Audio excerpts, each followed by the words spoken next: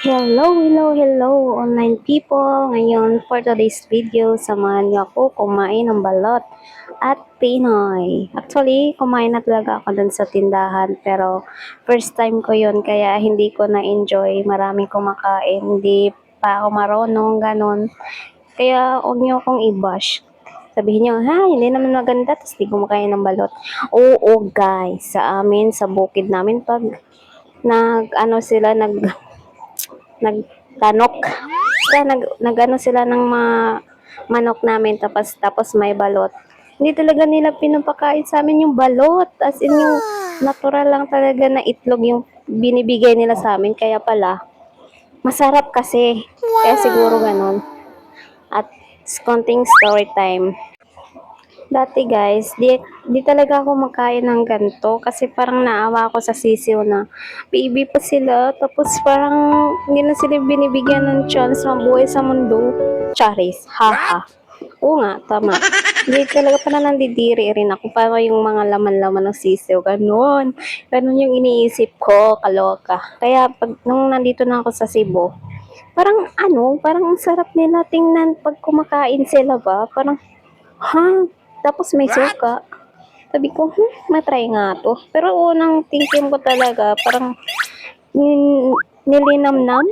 Basta pinifeel ko talaga yung pagkain ko ng sisiw. Una, mas gusto ko talaga yung yellow. Yellow lang kinakain ko, binibigay ko na yung sisiw. Pero yung second try ko, sabi ko, sige na nga. Parang masarap naman. Paano pa nga yung mata ko pa, pikit-pikit pa nga. Masarap talaga siya hanggang umabot ako dito. Nag-crave na ako ng balot, gagi, tapos masarap pala talaga siya. Then, kumakain ako doon sa may tindahan doon. First time ko, parang try ko lang pa. Pag gusto kong kumain doon, alam ko na kung paano. Pero parang nakakahiya, hindi ako komportable. Kaya, bumili ako ng 2 balot, saka isang Pinoy. Pinoy ako. Bumili ako, 'di ba? Tapos sabi ko itutuloy ko na lang sa bahay yung mukbang ko. At ayun, dito na ako sa bahay. Masarap yung suka. Tapos maanghang rin siya. Yan, nag-enjoy na ako kumain kasi ako lang mag-isa dito, wala akong katabi. Ayan. Tapos nagutom din talaga ako.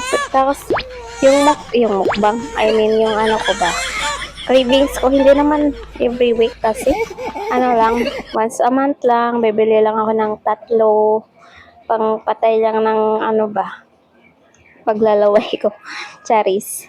Ayan na, kakain na tayo ng sisiw.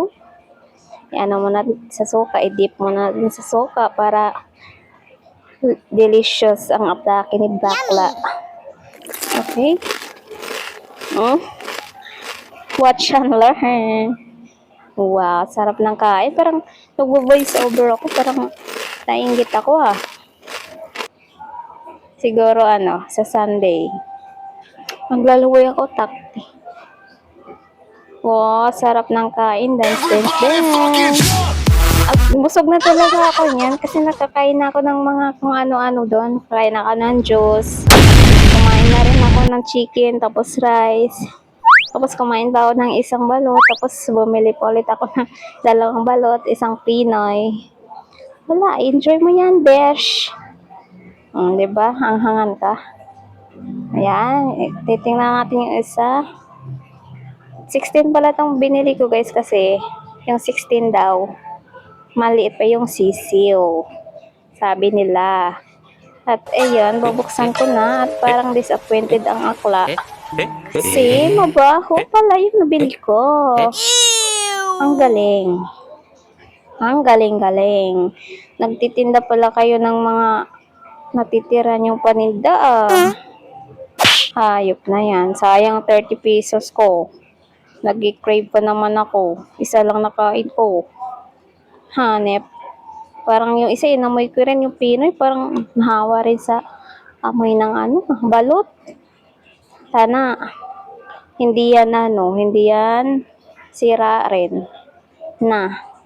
Pupuntahan Inaasahan ko talaga yun si ate. Amoy-amoy natin. Hmm? Oh? Ano ka? Parang disappointed talaga ako kasi mamadali nga ako umalis para makakain na. Ay, ituloy ko na lang yung voice over ko mamaya guys kasi maglaba pa ako. Bye-bye. And yes, yes, yes, I'm back again and again and again. At ayun naman, yung Pinoy naman natin yung itry ngayon. Hindi ko alam kung anong pinagkaiba ng Pinoy sa natural na itlog. Ba't may Pinoy-Pinoy ba yung nalalaman? Pero medyo mabaho talaga siya. Yun yung describe ko sa Pinoy. At ayun, try natin kainin. Maglalaway talaga ako guys. Send Gcash. Please. Ayan. Parang ano, yung ipag-compare ko yung balot saka yung Pinoy, mas gusto ko yung balot. Pero mas mahal nga yung balot. Dito sa amin, tag 30 pesos yung balot. Pinsan may 35. Tapos yung Pinoy, 20 lang. Diba? Tapos wala, parang wala namang pinagkaiba talaga. Yun lang pinagkaiba is medyo mabaho siya. Or nahawa lang sa mabahang balot na nakat doon sa plastic. Turop! Sana alls! Ayan na nga guys, enjoy na enjoy talaga ako mag me time. Mas gusto ko ako lang mag-isa para wala akong inaalalang tao. Yung ako lang yata yung mas bet yung ganon. Oo girl, ikaw lang yung ganon. At ayun na nga guys, dito na magtatapos ang ating video. At sana nag-enjoy kayo sa aking munting video na ginawa. Thank you for watching. Bye-bye. Mwah, mwah, mwah. Bye people all around the world. Huh? Ang puti ka sa. Hirap mag voice over. Bye.